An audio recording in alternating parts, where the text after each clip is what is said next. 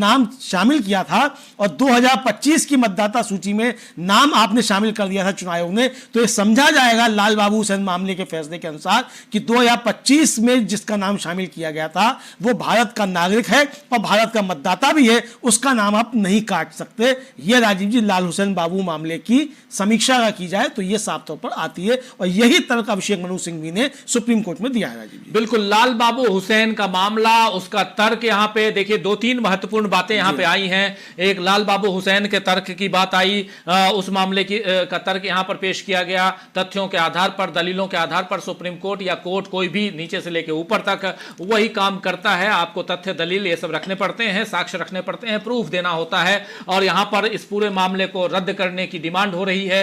Demand इसलिए हो रही है क्योंकि मात्र 2.5 महीने का समय है और इसमें 5 करोड़ से ज्यादा नागरिकों की नागरिकता पे बनाई है और इसीलिए यहाँ पर तमाम जो एडवोकेट्स हैं वो अपनी बात रख रहे हैं। एक के बाद एक बड़े बड़े वकील यहाँ पर खड़े हैं, लेकिन सुप्रीम कोर्ट में सबसे बड़ा वकील, सबसे बड़े जज दिखाई दे रहे हैं। जस्टिस सूर्यकांत जो सवाल पूछ रहे हैं वो सवाल कहीं ना कहीं थोड़ा सा बचाव करता हुआ दिखाई देता है चुनाव आयोग का। हम किसी के साथ, किसी के खिलाफ नहीं है, लेकिन इतना है कि जो साक्ष्य दलीलें जो दी जा रही हैं, जो बातें कही जा रही हैं, उस आधार पर हम अपनी टिप्पणी कर रहे हैं। लेकिन कानून में चूंकि वहां पे जो कुछ चल रहा है वो साफ दिखाई दे रहा है कि यह मामला जैसे साबित करने की कोशिश चुनाव आयोग के सामने की जा रही है, चुनाव आयोग के खिलाफ सुप्रीम कोर्ट के सामने की जा रही है। और यहां पर कितने वकील आ गए, वकील आए, गोपाल शंकर नारायण, कपिल सिब्बल, अभिषेक सिंघवी और वृंदा ग्रोवर, ये तमाम वकील आ चुके हैं, प्रशांत भूषण आ चुके हैं। इन लोगों ने अपनी अपनी बातें रखी हैं। तो सुप्रीम कोर्ट में एक बहुत ही इंपॉर्टेंट मामला यहाँ पे अभी इस पर बहस होते हुए 4:06 का वक्त गुजर चुका है और आप जानते हैं कि 4 बजे तक ही सुनवाई होती है। लेकिन ये अब कहां तक जाता है, ये सुनवाई कहां बढ़ सकती है राजीव, ये सुनवाई बढ़ सकती है चूंकि बहस बहुत जोरदार हो रही है और टू द पॉइंट बहस हो रही है, तो इसलिए मुझे लगता है ये सुनवाई शायद 4:30 तक बढ़ जाए, ये ऐसा लग रहा है। क्योंकि अभी तक जो अभिषेक मनु सिंघवी ने बातें रखी हैं उनमें से वो 4 बजे के बाद भी अभिषेक मनु सिंघवी बोले हैं राजीव जी। जी जी, तो अभिषेक सिंघवी अपनी बात यहां रखते हुए अलग अलग ढंग से, लेकिन यह है कि सिटीजनशिप की बात लगातार हो रही है और उसमें अभिषेक सिंघवी ने कुछ पैरा 12 सबका भी जिक्र किया, वही 2003 की बात की है।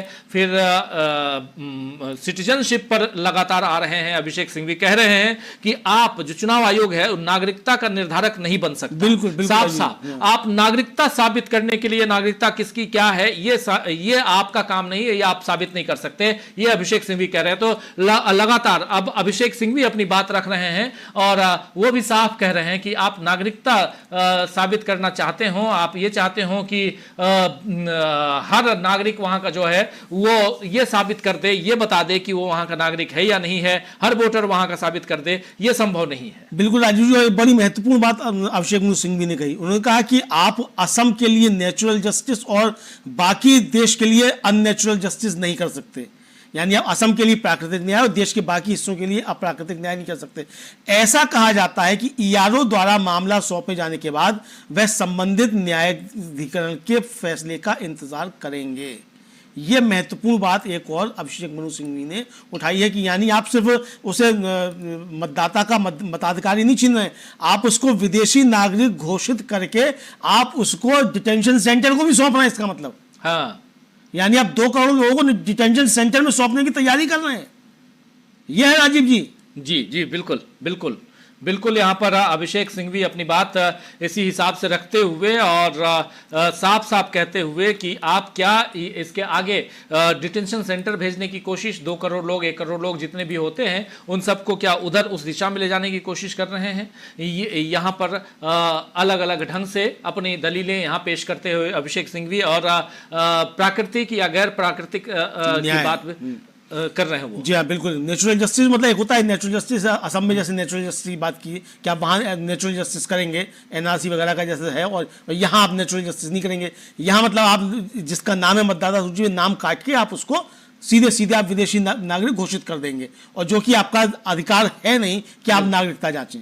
बिल्कुल बिल्कुल। और ये जस्टिस सूर्यकांत भी कह रहे हैं कि नागरिकता तय करना और नागरिकता के लिए कानून बनाना ये सुप्रीम कोर्ट का काम है, वो उसका संसद का काम है। और एक बार जब कानून बन जाएगा तो फिर नागरिकों को सूची में रखना और गैर नागरिकों को हटाना ये चुनाव आयोग का काम है। तो यही है कि चुनाव और लाल बाबू हुसैन मामला उसमें साफ और उसमें उन्होंने लिखा है, ट्रिब्यूनल का जिक्र किया है। आप देखिए वो जो ऐड आया है, जी हाँ बिल्कुल, उसमें नागरिकता ईआरओ जो है वो तय करेगा कि आप सही है कि नहीं है। वो अगर ओके करता है तभी आपको मतदाता कार्ड मिलेगा, ओके नहीं करता है तो नहीं मिलेगा। फिर इसका तय इसको 16वां बिंदु है राजीव जी, अगर मुझे ध्यान आ रहा है उस फॉर्म में वो 16वां बिंदु है कि इसमें जो है वो ईआरओ इसको तय करेगा।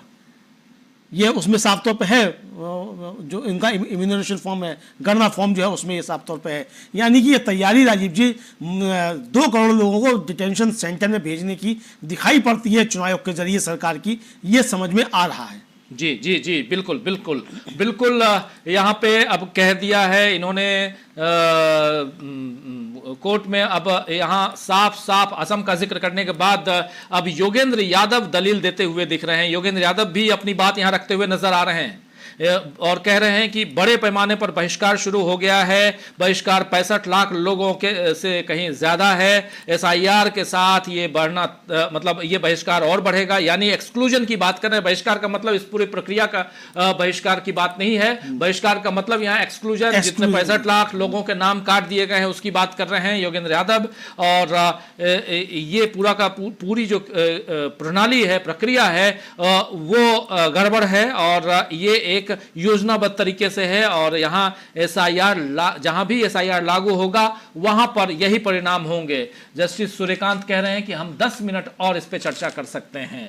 यहां पर जस्टिस सूर्यकांत ने कहा है कि 10 मिनट हम और चर्चा कर सकते हैं इस पे, आप अपनी बात रखिए। और यहां अब योगेंद्र यादव चूंकि वो भी एक इसमें पिटिशनर हैं, उन्होंने भी अपना पिटिशन दायर किया है और इसलिए वो भी अब यहां पे खड़े हैं और वो अपनी बात दलीलें खुद दे रहे हैं, अपनी दलीलें खुद दे रहे हैं। पिटिशनर जो है अपनी दलीलें खुद दे रहे हैं। ये एक अच्छी बात राजीव जी इन मुकदमों में है कि वो खुद जो है अपनी बात रख रहे हैं योगेंद्र यादव। और उन्होंने साफ तौर पर योगेंद्र यादव ने कहा राजीव जी, जो आपने बताया भी, कि बड़े पैमाने पर जो है मतलब मास एक्सक्लूजन हैज बिगन। मतलब साफ साफ है कि बड़े पैमाने पे लोगों के नाम काटने की जो प्रक्रिया है वो उसकी शुरुआत हो गई है। और धीरे धीरे जैसे ही एसआईआर पूरे देश में लागू होगा, ये मास एक्सक्लूजन आप पूरे देश में लागू कर देंगे। यानी इसका परिणाम बहुत खराब होने जा रहा है। और इसकी जो तैयारी है वो नागरिकता है, तैयारी सीएए है, तैयारी एनआरसी है, ये कह सकते हैं। बिल्कुल राजीव जी, ये उसी दिशा में बढ़ता हुआ दिखाई पड़ रहा है। अब देखना ये है कि सुप्रीम कोर्ट इस पर क्या निर्णय लेता है, क्योंकि ये बहुत गंभीर मसला है और करोड़ों लोगों से जुड़ा हुआ है राजीव जी ये मसला। तो आप जो है मतलब भारत के नागरिकों को, मतलब अभी तक तो आप कहते थे पाकिस्तान भेज देंगे और क्या बांग्लादेश भेज देंगे। अब देखना ये कि कहाँ भेजेंगे आप। अगर बिहार की बात की जाए अभी, तो क्या बिहार के 5 करोड़ लोगों को बंगाल की खाड़ी में डुबो देंगे, कि पाकिस्तान भेज देंगे, कि बांग्लादेश भेज देंगे? कहाँ भेजेंगे आखिर, ये सवाल तो उठेगा। या गैस चैम्बर्स बनाकर वहाँ निपटा दिया जाएगा? ये बहुत चिंताजनक स्थिति है।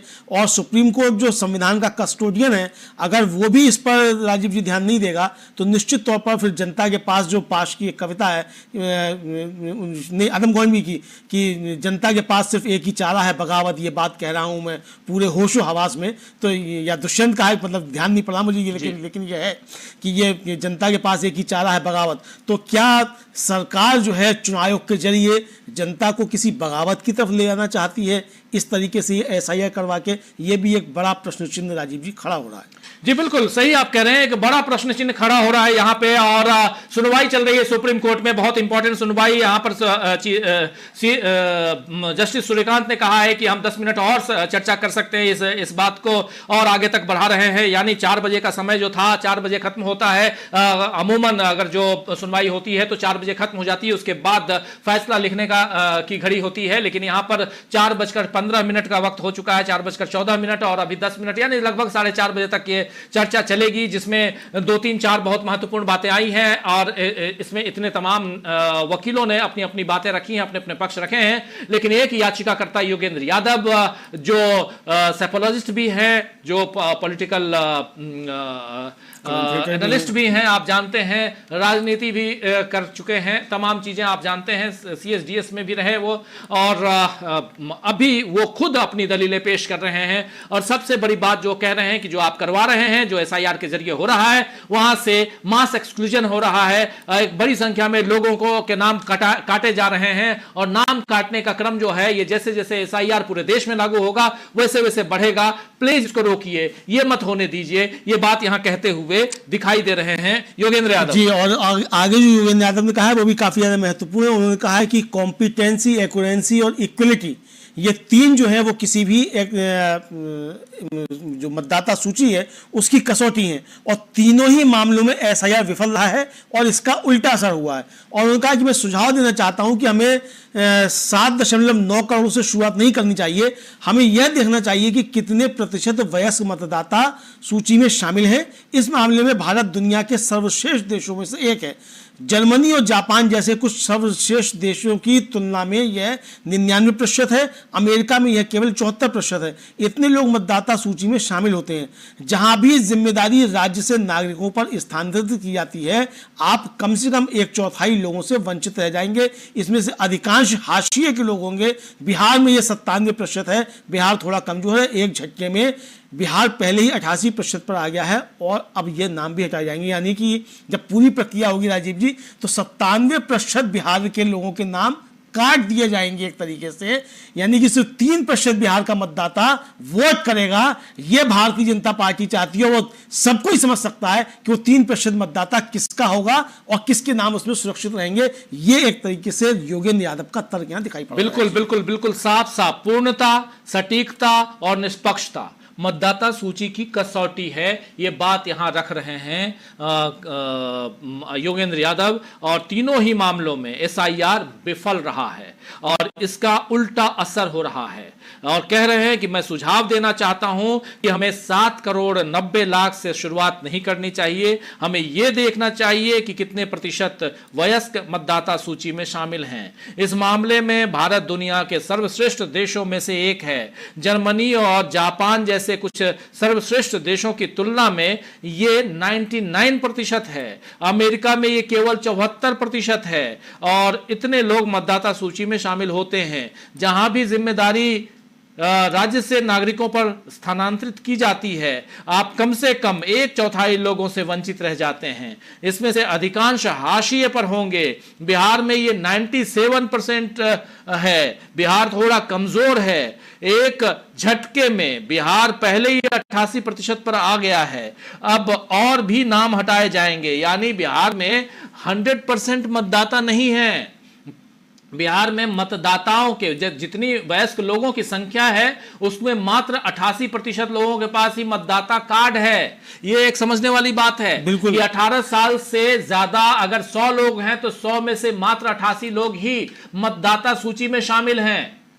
आप सोच लीजिए, अगर 18 साल से ज्यादा उम्र के 100 लोग हैं तो उसमें से मात्र 88 लोग ही मतदाता सूची में शामिल हैं। और अब तो एक झटके में वो बहुत सारे नाम कट जाएंगे। और यहीं पर ये बात कह रहे हैं कि मिलॉर्ड, कम से कम ये मत होने दीजिए आप जो कर रहे हैं, इससे बहुत नुकसान होगा। इससे हमारी डेमोग्राफी, हमारी सामाजिक संरचना, सब पर असर पड़ेगा। ये सारी बातें कह रहे हैं यहां पर योगेंद्र यादव जी राजीव जी। हाँ, और इसके बाद जो है ये कहा उन्होंने कि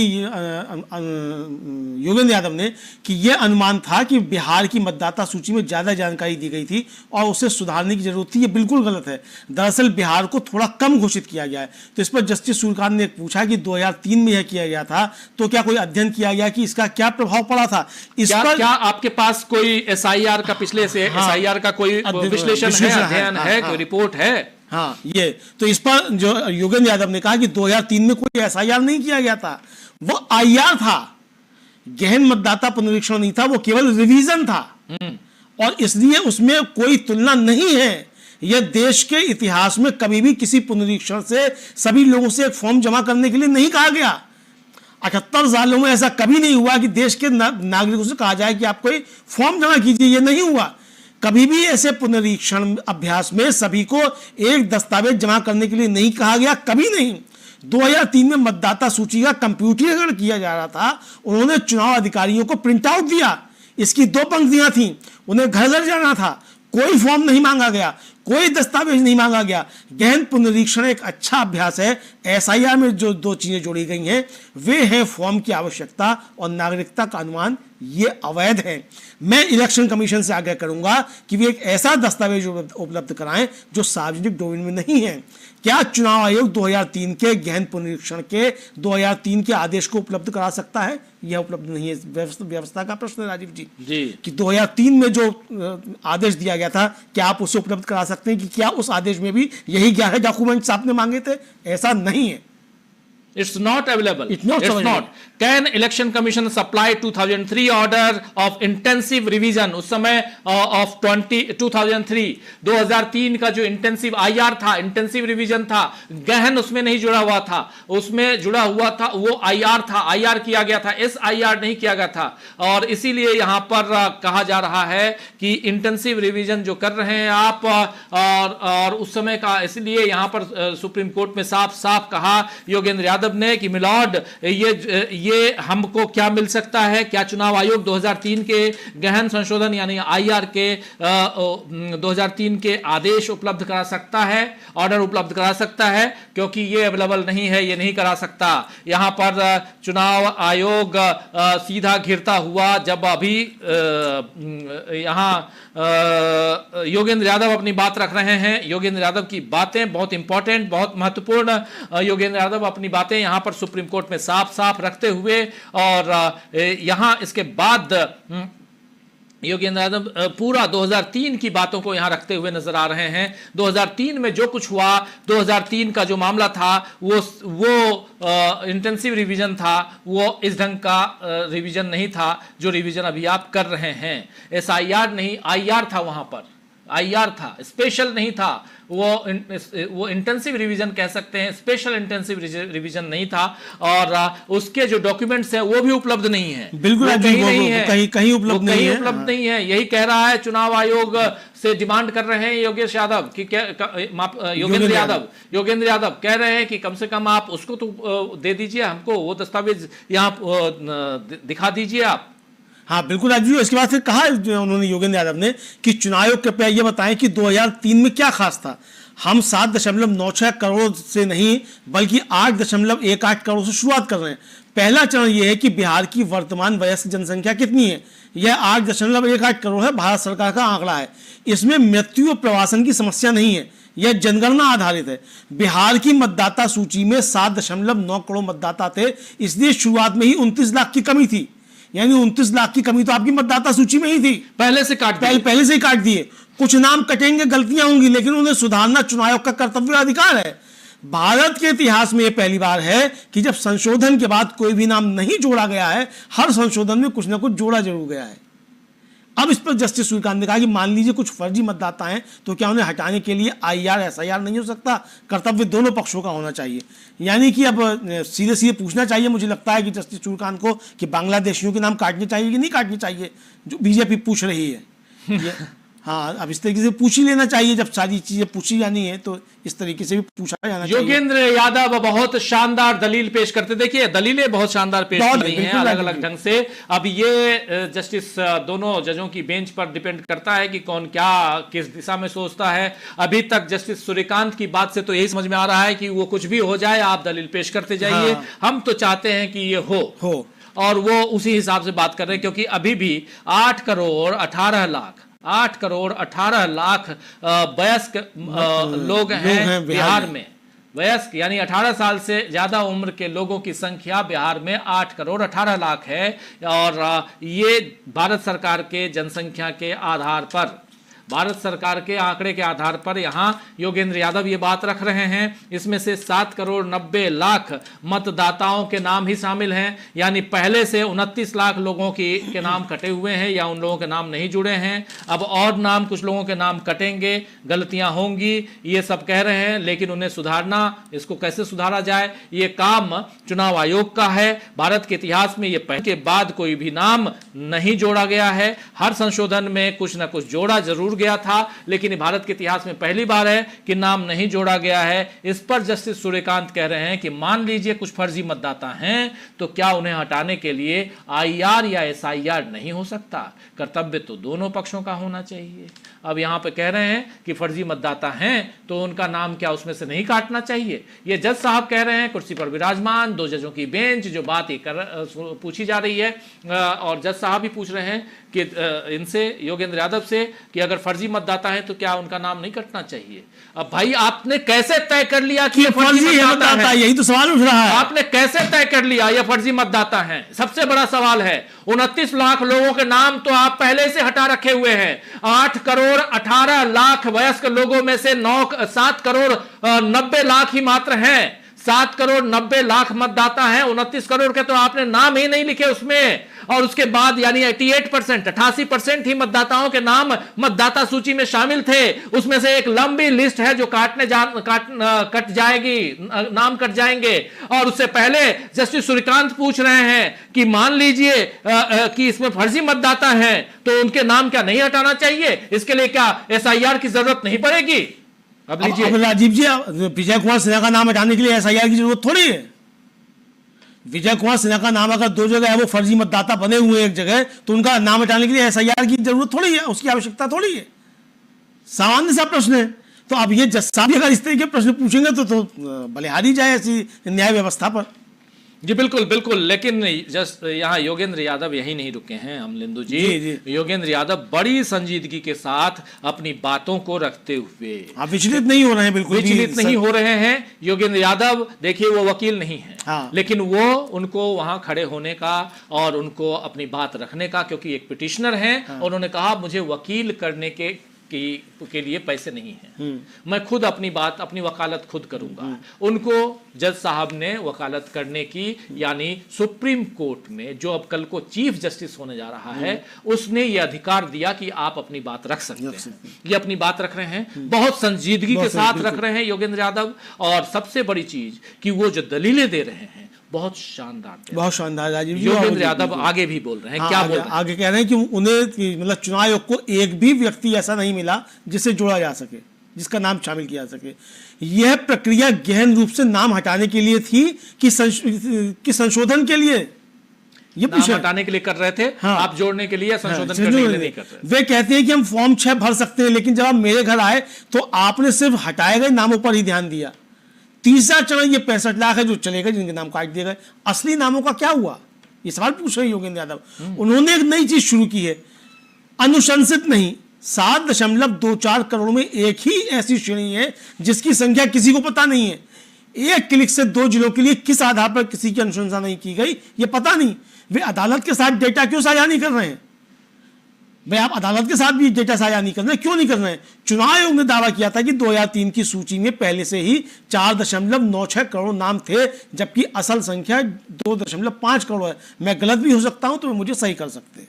जी, पहले इन्होंने कहा था कि 2003 की सूची के हिसाब से, वोटर लिस्ट 2003 के हिसाब से 4 करोड़ 96 लाख मतदाता हैं जो, लेकिन सच्चाई यह है कि ये 4 करोड़ 96 लाख नहीं बल्कि 2.5 करोड़ मतदाता हैं 2003 के हिसाब से। मैं, हो सकता है कि मैं गलत हूं, वो मुझे सही कर सकते हैं, करेक्ट कर सकते हैं, लेकिन सवाल यहां पर एक नहीं बल्कि कई सारे सवाल हैं। योगेंद्र यादव कह रहे हैं कि कोई भी व्यक्ति ऐसा नहीं मिला उनको जिनका नाम जोड़ा जाना चाहिए, सिर्फ काटे जा रहे हो नाम। आप गहन पुनरीक्षण क्या कर रहे हो? Special intensive revision. रिवीजन का मतलब क्या होता है? रिवीजन का मतलब हटाना नहीं, जोड़ना भी होता है। आपने जोड़ा क्या?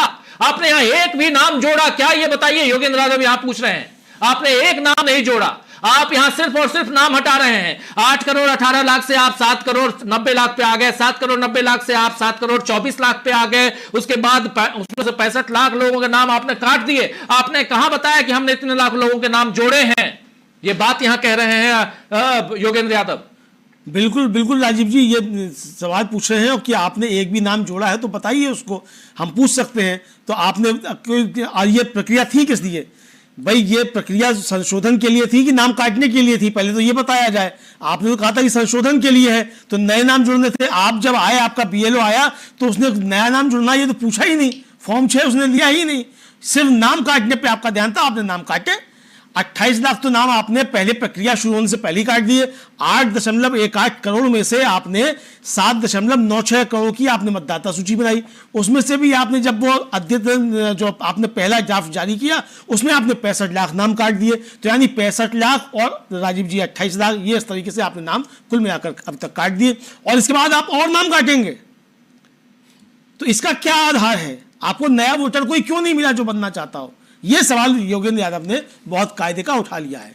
बिल्कुल बिल्कुल बिल्कुल आप सही कह रहे हैं कि ये बहुत महत्वपूर्ण सवाल यहाँ पर योगेंद्र यादव ने उठाया है। बहुत गंभीर सवाल योगेंद्र यादव की तरफ से।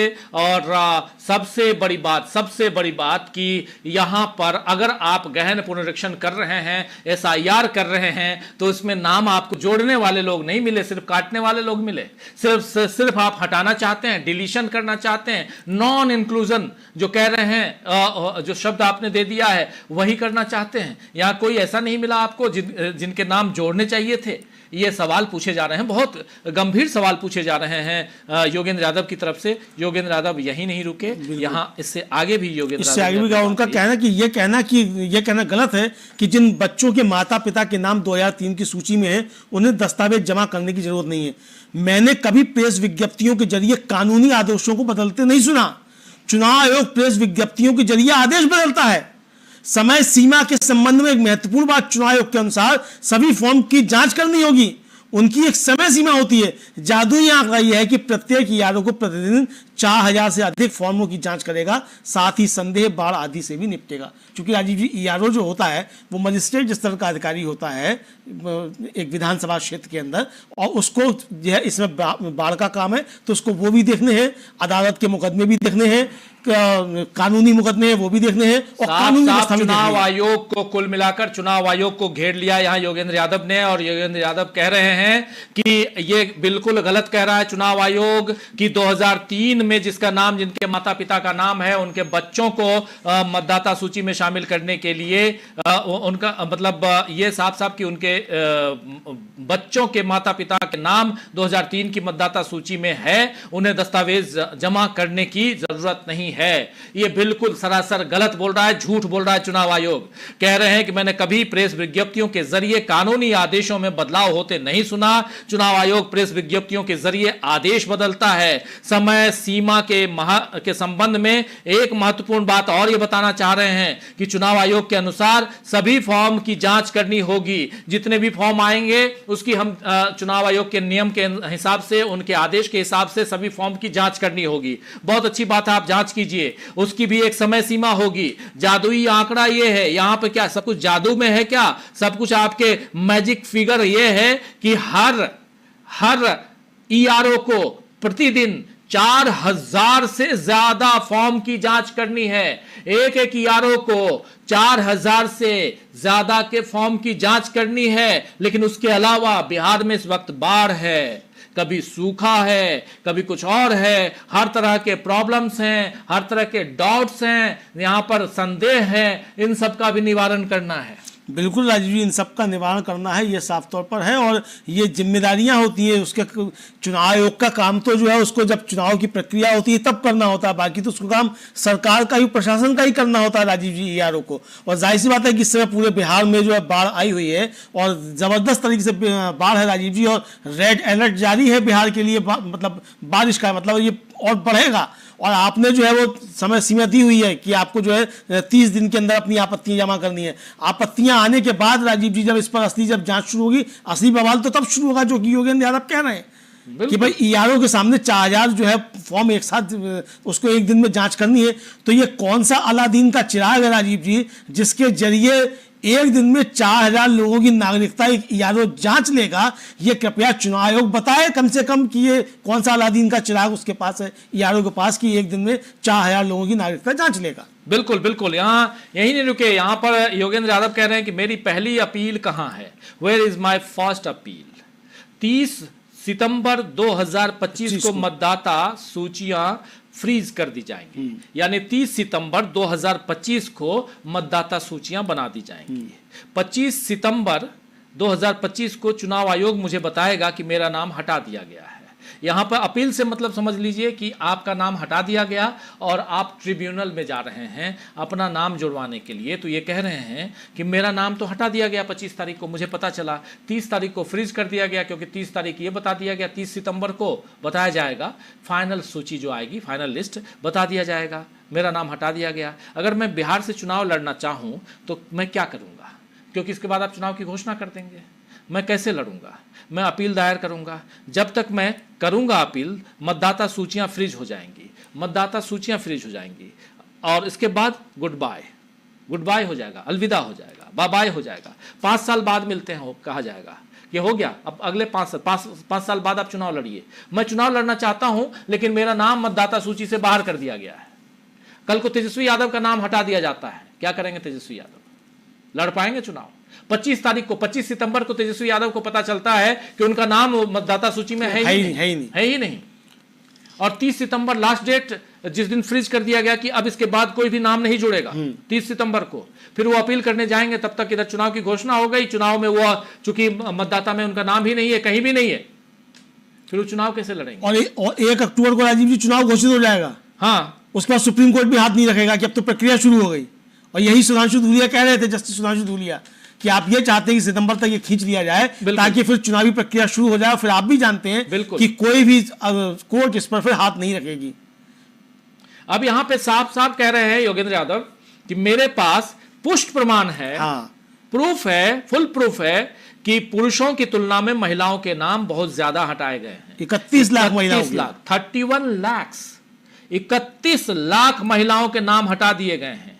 अगर ये प्रवासन और मृत्यु के कारण है, यानी ये कहीं ट्रांसफर कर गए, कहीं शिफ्ट हो गई हैं महिलाएं, या उनकी मृत्यु हो गई है, डेड हो गए, तो महिलाएं, तो फिर तो कोई बात ही नहीं है।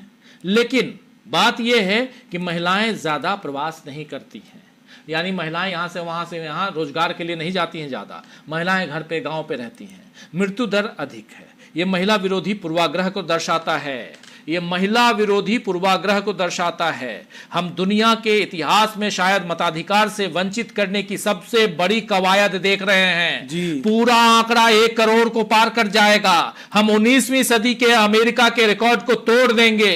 ये सार्वभौमिक वयस्क मताधिकार में एक बड़ा बदलाव है, बहुत बड़ा बदलाव आप करने जा रहे हैं। This is a tectonic shift in universal adult franchise. ये कह रहे हैं साफ साफ यहां पर योगेंद्र यादव कि आखिर आप जो करने जा रहे हैं ये बहुत बड़ा बदलाव करने जा रहे हैं। ये पूरा का पूरा आंकड़ा जब फाइनल आएगा, फाइनल आंकड़ा वो 1 करोड़ से ज्यादा का हो जाएगा। मिलॉर्ड, ये ना होने दीजिए। यहां अपने ढंग से, हर ढंग से अलग अलग, चाहे वृंदा ग्रोवर हो, चाहे कपिल सिब्बल हो, चाहे अभिषेक मनु सिंघवी हो, चाहे प्रशांत भूषण हो, चाहे अब योगेंद्र यादव हो, और अब तो राजीव जी एक बड़ा काम कर दिया योगेंद्र यादव ने जी। उन्होंने कहा कि ये मामला इस देश का इतिहास तय करेगा, और उन्होंने 2 लोगों को अदालत में पेश किया कि मेरे सामने ये 2 लोग हैं जो जिंदा हैं, इनको मृत बता दिया गया।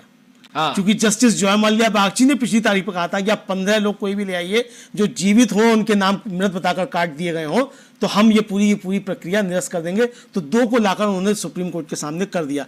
अब और उनका योगेंद्र यादव ने, इनके पास एपिक कार्ड भी है, और मेरा बस यही सवाल है, तभी जो थे वो द्विवेदी साहब बीच में कूद पड़े, दिस इज ड्रामा, ये नाटक है। तो जस्टिस बागची ने कहा ये अनजाने में हुई गलतियां हो सकती हैं, इन्हें सुधारा जा सकता है। द्विवेदी ने कहा कि ये यादव इस नाटक की जगह उनका नाम अपलोड कर सकते हैं।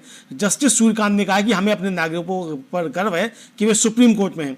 फिर द्विवेदी ने कहा कि हम एक शुद्धिकरण अभियान चला रहे हैं, इसे रोकने की कोशिश करने के बजाय हमारी मदद करें। शुद्धिकरण राजीव जी, चूंकि ये शुद्धिकरण पे भारतीय जनता पार्टी का बहुत जोर रहता है, शुद्धिकरण हर मामले में जो है वो कि हम इसकी मदद करें। इस पर जस्टिस सूर्यकांत ने कहा कि श्री यादव द्वारा उठाए गए कुछ मुद्दे तथ्यात्मक हैं। तो इस पर जस्टिस द्विवेदी, इस पर एडवोकेट द्विवेदी जो था उन्होंने कहा हम जवाब देंगे। यानी जस्टिस सूर्यकांत ने स्वीकार किया कि योगेंद्र यादव ने जो मुद्दे उठाए हैं वो तथ्यात्मक हैं और उनके जवाब दिए जाने चाहिए, यानी कि वो गंभीर मुद्दे हैं। राजीव जी, ये समझ में आ रहा है। बिल्कुल बिल्कुल, यहां पर सुप्रीम कोर्ट में एक बहुत बड़ा मामला सामने आ गया।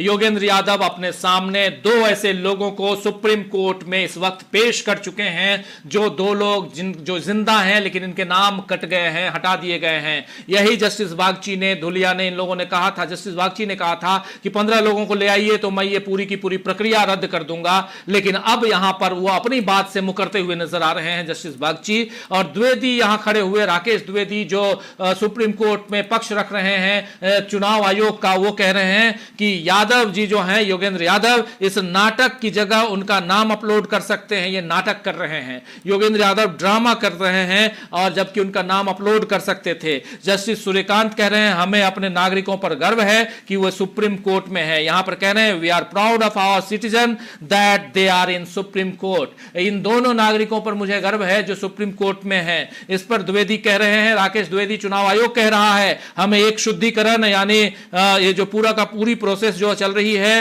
वो कंडक्ट कर रहे हैं, प्यूरिफिकेशन का काम कर रहे हैं। We are conducting a purification exercise. हम एक शुद्धिकरण अभियान चला रहे हैं। इसे रोकने की कोशिश करने के बजाय हमारी मदद कीजिए। यहां साफ साफ मदद, हेल्प हेल्प हेल्प कहा जा रहा है कि प्लीज हेल्प मी, चुनाव आयोग कह रहा है। लेकिन चुनाव आयोग यह नहीं कह रहा है कि चुनाव आयोग ने यहां क्या कर दिया है। इसके बाद जस्टिस सूर्यकांत कह रहे हैं कि योगेंद्र यादव द्वारा उठाए गए कुछ तथ्यात्मक मुद्दे हैं, some factual issues raised by Yogendra Yadav, mister Yadav. तो इस पर द्विवेदी कह रहे हैं जवाब देंगे, विल रिस्पॉन्ड, जवाब देंगे, जब उनकी बारी आएगी वो जवाब देंगे। राकेश द्विवेदी जवाब देंगे। लेकिन ये बहुत ही गंभीर मामला यहां सामने आ गया। और राजीव जी, अब जस्टिस सूर्यकांत ने धन्यवाद अदा किया है योगेंद्र यादव का, और यह कहा जस्टिस सूर्यकांत ने कि कुछ मुद्दों पर सुधारात्मक उपाय जरूरी हैं। अगर आपने किए हैं तो बहुत अच्छा, मतलब चुनाव आयोग से कहा अगर आपने किए तो अच्छा, अगर नहीं किए हैं तो हम देखेंगे। और फिर कहा कि धन्यवाद श्रीमान यादव, आपने बहुत अच्छा विश्लेषण किया है, आपकी सहायता के लिए धन्यवाद। सुनवाई कल भी जारी रहेगी। जी बिल्कुल, जस्टिस सूर्यकांत ने कहा कि कुछ मुद्दों पर सुधारात्मक उपाय जरूरी है, some issues require remedial measures. यहां पर साफ साफ कह रहे हैं जस्टिस सूर्यकांत, और कह रहे हैं कि अगर आपने अगर चुनाव आयोग ने ऐसा कुछ किया है तो बहुत अच्छा है, अगर नहीं किया है तो इसको हम देखेंगे, करना पड़ेगा। और धन्यवाद दे रहे हैं, thank you very much mister Yadav, mister Yogendra Yadav, आपको बहुत बहुत धन्यवाद। आपने बहुत अच्छा विश्लेषण किया है, आपने एक्सीलेंट एनालिसिस यहां पर दिया है, आपका बहुत बहुत धन्यवाद। आपकी सहायता के लिए हम आपको थैंक यू कहते हैं, बहुत बहुत शुक्रिया अदा करते हैं। आपने जो मदद की है उसके लिए बहुत शुक्रिया। और अब हियरिंग टू कंटिन्यू टुमारो, और इसके साथ ही बेंच उठ गई है और कि यह सुनवाई कल जारी रहेगी, और कल भी दिन भर जब से भी यह सुनवाई शुरू होगी हम आपके साथ रहेंगे। बहुत इंपॉर्टेंट चर्चा, बहुत इंपॉर्टेंट दलीलें पेश की गई यहां सुप्रीम कोर्ट में, और योगेंद्र यादव ने जो बातें कही हैं, और सबसे बड़ी बात योगेंद्र यादव ने दो लोगों को खड़ा कर दिया जिनका नाम मृत्यु, यानी कि इनकी मौत हो गई है। उस लिस्ट में था 22 लाख लोगों की जो सूची बनाई गई थी कि इनकी मौत हो गई, लेकिन उसमें से दो लोगों को यहां पर जस्टिस यादव ने, माफी चाहूंगा, योगेंद्र यादव ने दोनों जजों के सामने, जस्टिस सूर्यकांत और जस्टिस बागची के सामने खड़ा कर दिया और कहा ये देखिए। तो इस पर द्विवेदी कहने लगे कि ये ड्रामा कर रहे हैं, और उसके बाद कहे कि आप ड्रामा की जगह अगर हमारी मदद करते, इन लोगों के नाम वहां पर अपलोड करवा देते तो ज्यादा अच्छा होता। तो ये सारी चीजें, चुनाव आयोग पूरी तरह से फंसा हुआ है। यहां योगेंद्र यादव ने बहुत इंपॉर्टेंट, बहुत महत्वपूर्ण बातें रखी हैं। योगेंद्र यादव जो बातें यहां कह रहे थे, वो बहुत इंपॉर्टेंट, बहुत ही महत्वपूर्ण बातें यहां पर योगेंद्र यादव की तरफ से, लेकिन थोड़ा इसको कंक्लूड करने की जरूरत है। हम लोग अपनी चर्चा को खत्म करें उससे पहले अमलेंदु जी। हाँ राजीव जी, देखिए आज जो पूरी चर्चा हुई है बहुत ज्यादा गंभीर हुई, और पीठ की तरफ से भी जो सवाल पूछे गए वो एक तरीके से कहा जाए कि वो थोड़े प्रोवोकेटिव भी हो सकते हैं, कि आपको प्रोवोक किया जाए कि आप बताइए कि आपके पास क्या क्या तथ्य हैं। और आज राजीव जी जो तीन महत्वपूर्ण बातें हैं वो ये है कि एक तो अभिषेक मनु सिंघवी ने टू द पॉइंट बहुत करारे प्रहार जो थे वो किए और संविधान के दायरे में खींचा। और छोटा लेकिन बड़ा हस्तक्षेप वृंदा ग्रोवर की तरफ से हुआ कि चुनाव आयोग ने जो 11 दस्तावेज देने का नियम बनाया है, यह संसद की शक्तियों का अपहरण है और आपको यह अधिकार नहीं है कि आप कोई नियम बना सकें। आपको जो भी अधिकार दिए गए हैं चुनाव आयोग को, वो संसद ने दिए हैं। आप संसद की शक्तियों को पार करके कोई नियम खुद नहीं बना सकते। जो भी नियम बनाएगी वो संसद बनाएगी। तीसरा जो आखिर में हस्तक्षेप किया योगेंद्र यादव ने, बहुत महत्वपूर्ण दलीलें योगेंद्र यादव ने रखी और उन्होंने अपनी दलील की शुरुआत ही की कि आप जो 7.96 करोड़ से कर रहे हैं, ये 7.96 करोड़ से नहीं बल्कि इससे होना चाहिए कि बिहार में कितने वयस्क नागरिक हैं। और जो भारत सरकार का आंकड़ा है जनसंख्या का, उसके मुताबिक इस समय बिहार में 8 करोड़ 18 लाख वयस्क नागरिक हैं, जिनमें से जो मतदाता सूची थी उसमें से केवल 7 करोड़ 96 लाख लोगों के ही नाम हैं। यानी कि आपने लगभग 28 लाख नाम जो है वो आपने, मतलब 20 लाख से ज्यादा नाम आपने पहले ही बाहर कर दिए और 7 करोड़ 96 लाख से आपकी ये मतदाता सूची शुरू हो रही है। इसमें से भी आपने 65 लाख जो थे वो ये बताकर काट दिए कि भाई इनका आपने बताया ही नहीं कि मृत हो गए, कि कहां चले गए कहां नहीं चले गए, ये इस पर हो गया। तो हमें ये करना चाहिए कि जो महत्वपूर्ण बात है कि भारत ऐसा अकेला देश है जिसके 99% लोगों के पास मतदाता कार्ड है या मतदाता का अधिकार है, जबकि ये जो है विकसित देश जो हैं उनमें भी इस तरीके का नहीं है, यहां तक कि अमेरिका और जापान में भी इस तरीके का नहीं है। तो हम ये पूरी दुनिया को क्या संदेश देना चाहते हैं कि हम बड़े स्तर पर मास डिलीशन अपने नागरिकों का मतदाता सूची से करने जा रहे हैं। ये एक बहुत महत्वपूर्ण बात योगेंद्र यादव ने उठाई। और फिर योगेंद्र यादव ने और जो कहा राजीव जी, वो और भी ज्यादा महत्वपूर्ण है। और उन्होंने कहा कि भाई आप जो गए, जिस तरीके से वहां आपका बीएलओ गया, वो सिर्फ नाम काटने के लिए गया, नाम जोड़ने के लिए गया ही नहीं। आपको इसमें एक भी व्यक्ति नहीं मिला जिसका कि नाम जोड़ा जा सके।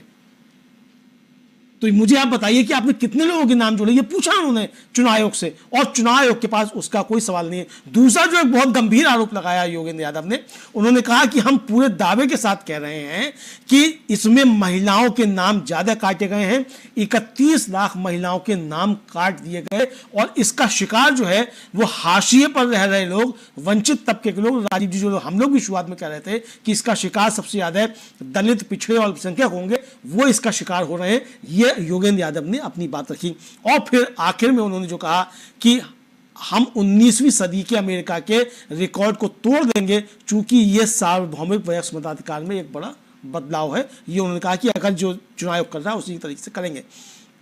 फिर उन्होंने 2 लोगों को पेश किया अदालत के सामने, और ये कहा उन्होंने कि ये 2 लोग जो हैं, ये मैं इनको लेकर आया हूं, ये जिंदा हैं, और इनको मृत बताकर इनका नाम काट दिया गया। इनके पास एपिक कार्ड भी है। मेरा केवल इतना सा सवाल है, इस पर द्विवेदी साहब जो थे वो चुनाव आयोग की तरफ से थे, उन्होंने कहा ये नाटक है। जस्टिस बागची ने इस पर कहा कि ये अनजाने में हुई गलतियां हो सकती हैं, इन्हें सुधारा जा सकता है। फिर द्विवेदी ने कहा कि यादव जी इस नाटक करने की बजाय उनका नाम अपलोड कर सकते थे, लेकिन जस्टिस सूर्यकांत ने इस पर हस्तक्षेप करते हुए कहा कि हमें अपने नागरिकों पर गर्व है कि वे सुप्रीम कोर्ट में हैं। फिर इस पर एडवोकेट द्विवेदी थे, उन्होंने कहा कि हमें शुद्धिकरण अभियान चला रहे हैं, इसे रोकने की कोशिश करने की बजाय हमें मदद करें, प्लीज हेल्प। जिस पर जस्टिस सूर्यकांत ने कहा कि श्री यादव द्वारा जो तथ्यात्मक मुद्दे उठाए गए हैं वो काफी महत्वपूर्ण हैं। तो इस पर द्विवेदी ने कहा हम उनके जवाब देंगे। फिर जस्टिस सूर्यकांत ने मामले का पटाक्षेप करते हुए, आज की सुनवाई का राजीव जी कहा जाए कि पटाक्षेप करते हुए कहा कि कुछ मुद्दों पर सुधारात्मक उपाय जरूरी है। अगर आपने यानी चुनाव आयोग ने कुछ किया है तो बहुत अच्छा, अगर नहीं किया है तो हम देखेंगे। और फिर योगेंद्र यादव का धन्यवाद अदा किया कि धन्यवाद श्रीमान यादव, आपने बहुत अच्छा विश्लेषण किया है, आपकी सहायता के लिए धन्यवाद। और सुनवाई कल भी जारी रहेगी राजीव जी। जी बिल्कुल, सुनवाई कल भी जारी रहेगी। हम आप तक पहुंचाएंगे पल पल की रिपोर्ट, वहां पर जो कुछ हो रहा है सुप्रीम कोर्ट में, और कल भी हमारी भी इधर सुनवाई जारी रहेगी। यानी हम भी आप तक हमारी तमाम बातें, हमारी बेंच भी दोनों की बेंच जो है ये आप तक वो तमाम बातें पहुंचाएंगी जो वहां पर 2 जजों की बेंच के सामने तमाम वकील जो हैं वो अपने बातें रख रहे हैं। और सबसे बड़ी बात कि सुप्रीम कोर्ट में ये मामला और पूरा का पूरा हर तरह से यहां पर आपने देख लिया कि जस्टिस सबसे ज्यादा हर वकील के सामने खड़े नजर आए। जस्टिस सूर्यकांत ने जो बातें रखी वो साफ साफ दिखाई दे रहा था कि सवाल पूछ रहे हैं चुनाव आयोग की तरफ से, और लेकिन यहां पर योगेंद्र यादव ने जो बात कही है बहुत इंपॉर्टेंट, कि एक भी बीएलओ ये कहने के लिए नहीं गया कि हाँ कुछ लोगों के नाम जोड़ने हैं, जुड़वाने हैं, आखिर नाम कटे ही क्यों, नाम जुड़े क्यों नहीं, ये एक बड़ा सवाल आता है, पैदा होता है। लेकिन नाम कटने के बाद भी अगर विजय कुमार सिन्हा का नाम नहीं कटता है तो इसके भी क्या मायने देखे जाएं। एसआईआर आने के बाद, ड्राफ्टेड लिस्ट आने के बाद विजय कुमार सिन्हा 5 तारीख को, जो उप मुख्यमंत्री हैं बिहार के, 5 तारीख को वो एक लेटर देते हैं, पावती दिखा रहे थे, आप याद कीजिए, रसीद दिखा रहे थे, जिसमें वो बता रहे थे कि हमने एप्लीकेशन दिया हुआ है काटने के लिए। तो ये किस दिशा में जा रहा है बिहार, और किस दिशा में बिहार को ले जाया गया है। और सबसे बड़ी चीज की इलेक्शन कमीशन ऑफ इंडिया जो है, यानी भारत का चुनाव आयोग, निर्वाचन आयोग भी कहते हैं, ये कितना विश्वास का पात्र रह गया है। क्या निर्वाचन आयोग को अपनी विश्वसनीयता बरकरार रखने के लिए इस पर एक गहन चिंतन करने की जरूरत नहीं है? जो गहन पुनरीक्षण का काम कर रहा है उसको सेल्फ चिंतन की जरूरत है, खुद को चिंतन करने की जरूरत इसलिए है क्योंकि उसका विश्वास खत्म होता जा रहा है। जनता का विश्वास खत्म हो जाएगा तो फिर बहुत बहुत गलत होगा, अच्छा नहीं होगा। और ये सारी बातें रखी गई हैं इधर से, यानी योगेंद्र यादव की तरफ से। ये सब कुछ यहां पर जानना समझना जरूरी इसलिए भी है क्योंकि योगेंद्र यादव ने यहां पर साफ साफ कई सारे उदाहरण दिए, दुनिया के अलग अलग लोकतांत्रिक देशों के उदाहरण दिए, उन्होंने जापान, जर्मनी से लेकर अमेरिका तक के उदाहरण दिए कि कैसे कहां क्या चल रहा है। और खासकर जब बिहार में 8 करोड़ 18 लाख मतदाता हो सकते हैं, वयस्क लोगों की संख्या 8 करोड़ 18 लाख है, जबकि 7 करोड़ 90 लाख लोग ही, 7.9 करोड़ यानी 7 करोड़ 90 लाख लोग ही मतदाता सूची में शामिल थे, जिनमें से 65 लाख लोगों के नाम आपने हटा दिए। अब 7